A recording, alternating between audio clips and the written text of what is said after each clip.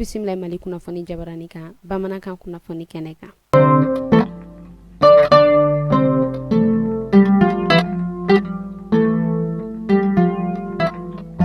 Kunnafoni daminɛna an ma ladɔniya ka octobre kalo tile 19 san 2027 o ye don sugantilen don min tala ka di journée mondiale de lutte contre du cancer des seins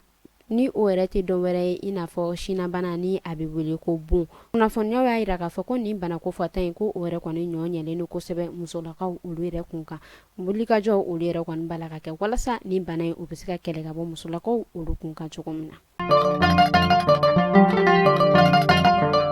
Hakililajigila fanga tigilamɔgɔw ni olu yɛrɛ kɔni kun ye welewele bila ka sabu kɛ olu yɛrɛ kɔni mago kun bɛ maa la ka da u ka baara ko o kun kan. Kunnafoniyaw y'a yira k'a fɔ ko o yɛrɛ papier minɛw ko o yɛrɛ kɔni bɛna daminɛ octobre kalo tile 23 nata ka taa se fɔ octobre kalo tile 29 ma. U tilala tun k'a yira k'a fɔ ko ni e maa ma ni e yɛrɛ kɔni minɛna yuruku la nin ko in na ko ɲangi bɛ da i kan. Kunnafoniyaw tilala k'a yira tun k'a fɔ ko fɛn min yɛrɛ tɔgɔ ye ko carte d'identité civile ni o yɛrɛ papier o ɲɛciba bɛ ni concours ko fɔta in na ko o yɛrɛ kɔni ko o tɛ ka ye ɲɛna tuguni ko u b'a yira k'a fɔ ko a nana ko mɛ ko jamanadenw olu yɛrɛ kɔni tigɛ ko olu tɛ ka se ka da carte d'identité ninnu kan ko maa dɔw yɛrɛ bɛ yen nɔ minnu yɛrɛ ni u bɛ taa mɔgɔw nɛgɛ k'a fɔ k'u ka wariw du olu ma walasa u bɛ se ka nin papier ko fɔta ninnu sɔrɔ cogo min na. U y'a yira k'a fɔ ni e maa ma ni i kɔni minɛna nin ko fɔta in na ko ɲangi ko o bɛ da e kan.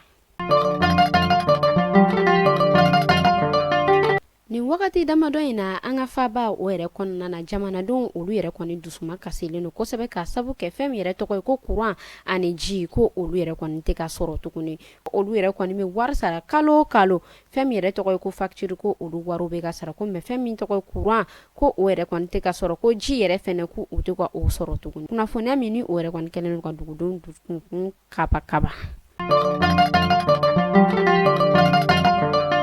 Zɛrɛn a yirala k'a fɔ ko an bɛ ale yɛrɛ ka wagati kɔnɔna na. Kunnafoniyaw y'a yira k'a fɔ ko ale yɛrɛ kɔni carilen don kosɛbɛ an ka Bamakɔ faba la ko mɛ ko o tɛ ka se k'a bali ko zɛrɛn ninnu ko o tɛ ka se ka sa ko ka sabu kɛ a feerebagaw olu yɛrɛ kɔni kɛlen don ka bere da o sɔgɔ kun ka a gɛlɛya kosɛbɛ.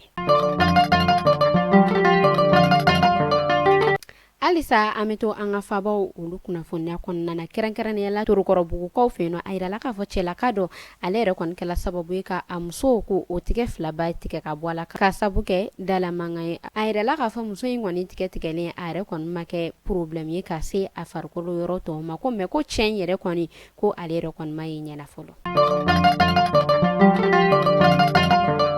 Musolaka minnu ni ala yɛrɛ olu yɛrɛ daga yɔrɔ bɛɛ an ka marabolo kɔnɔna ma kunnafoniyaw b'a yira k'a fɔ olu yɛrɛ kɔni kamana galen don kosɛbɛ ka sabu kɛ fɛn min yɛrɛ tɔgɔ ye ko sɛnɛkɛminɛnw ko o yɛrɛ kɔni tan bɔ olu la ko olu yɛrɛ kɔni bɛ welewele bila fanga tigilamɔgɔ ma walasa fɛɛrɛ o bɛ se ka sɔrɔ nin minɛnko in na cogo min. An bɛ taa kɔrɔnfɛ kibaru la kɛrɛnkɛrɛnnenya la Burɛmkaw olu fɛ yen nɔ a yirala k'a fɔ fɛn min yɛrɛ tɔgɔ ye ko ji ko olu yɛrɛ kɔni tɛ k'o sɔrɔ. Dugudenw olu yɛrɛ dɔw bɔla k'a yira k'a fɔ ko u yɛrɛ kɔni bɛ se ka dɔgɔkun kelen kɛ k'u bɛ ji sɔrɔ dɔgɔkun kɔnɔ siɲɛ 3 o yɛrɛ de kɔnɔna na ko o yɛrɛ kɔni kɛla sababu ye k'a to musolakaw olu yɛrɛ kɔni sɛgɛnnen don kosɛbɛ ko ka sabu kɛ ni dugu musolakaw olu yɛrɛ kɔni bɛ se ka su bɛɛ kɛ u ɲɛna walasa hali n'a kɛra ji bitɔn kelen ko o sɔrɔ o hukumu kɔnɔna na u y'a yira k'a fɔ waati dɔw la sufɛ ji yɛrɛ tɛ na ko mɛ ko don dɔw yɛrɛ kɔni bɛ yen nɔ ji ni a nana nɛgɛ kaɲɛ fu waati ko a bɛ tigɛ nɛgɛ kaɲɛ 2 dugu tila denden fɛ o yɛrɛ kɔni kɛla sababu ye k'a to dɔw yɛrɛ kɔni ye robinet na ji ko olu yɛrɛ minɛnen jɔ ko dɔw yɛrɛ kɔni olu bɛ k'u ka ji minɛ u ka badalabolow la dɔw yɛrɛ olu yɛrɛ kɔni bɛ k'u ka ji bɔ kɔlɔn na. Kunnafoniya selen u ka SOMAGEP ale ɲɛmaa ma ale y'a yira k'a fɔ ko pani dɔw o yɛrɛ de kɔni b'u olu ka baaradaw la ko o de bɛ ka kɛ sababu ye k'a to u tɛ ka ji sɔrɔ nin wagati damadɔ in na. Kunnafoni kuncɛ la an bɛ taa kɔkan kibaru la kɛrɛnkɛrɛnnenya la Sɛnɛgali a yirala k'a fɔ fanga sinamatɔn ni ale ɲɛmaa min ne a bɛ wele ko Usmane Sonko ni ale yɛrɛ kɔni kun ye grève de faim ne a kun y'o lawuli ni o kun kɛra sababu ye k'a to a yɛrɛ kun ye banani kɛ o kɔnɔna na kunnafoniyaw y'a yira k'a fɔ a tilala tuguni ka grève de faim ka ale yɛrɛ daminɛ tuguni. Ni ne kun bɛ dansigi kɛ bi kunnafoni na ni e maa ma i bɛ fɛ i ka yɔrɔ o ka lakodɔn ni bɛ fɛ i ka feerefɛnw olu ka lakodɔn ni bɛ fɛ i ka baarakɛtaw olu ka lakodɔn i b'an wele ni numéro damadɔ in na 75 71 50 31 ni ne kun bɛ dansigi kɛ bi kunnafoni na aw k'an bɛn siɲɛ wɛrɛ.